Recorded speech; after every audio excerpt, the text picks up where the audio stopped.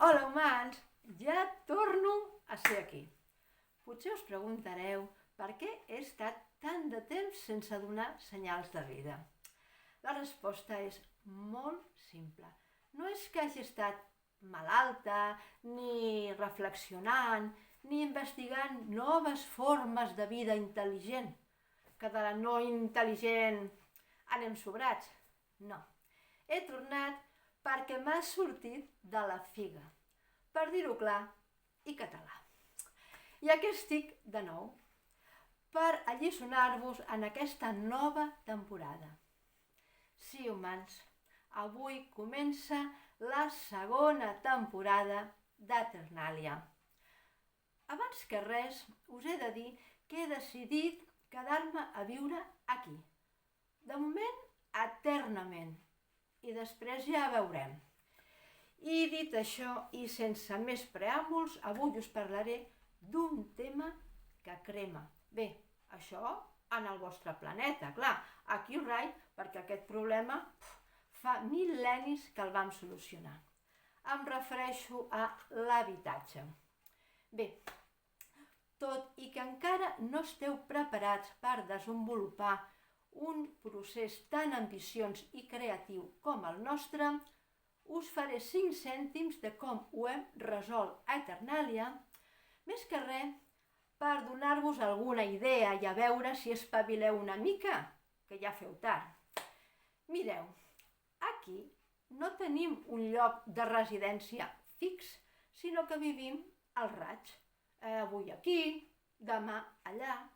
Us preguntareu, com és possible? Ai, humans, us queda tant per aprendre? Mireu, les nostres cases són fetes d'un material extra sensible que respon a les vibracions d'alta freqüència dels integradors. Perquè es feu una idea, els integradors són uns aparells de la mida d'un polze que transmeten ordres a través d'una tecnologia molt avançada. Aquests integradors serveixen per desintegrar la casa i reduir-la al no-res, una no matèria que resta flotant en l'espai intergalàctic. I amb aquest senzill procediment marxem de casa tranquil·lament, sense preocupar-nos de tancar portes, finestres i altres galindaines.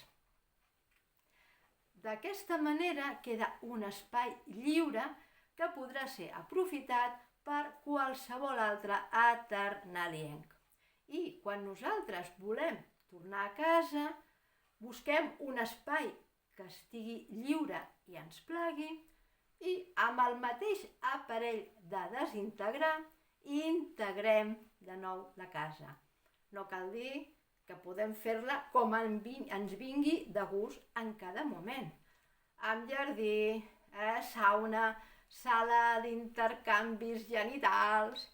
Bé, per acabar, estimats humans, i això és molt important, diré que si nosaltres hem arribat tan lluny, no ha estat per casualitat, sinó perquè apliquem sempre mesures intel·ligents, però intel·ligents de veritat, no aquesta cosa rara que s'ha posat de moda al vostre planeta i que es diu la IA.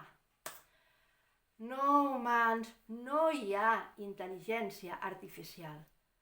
Per molta agudesa que tingui un robot, algú l'ha programat.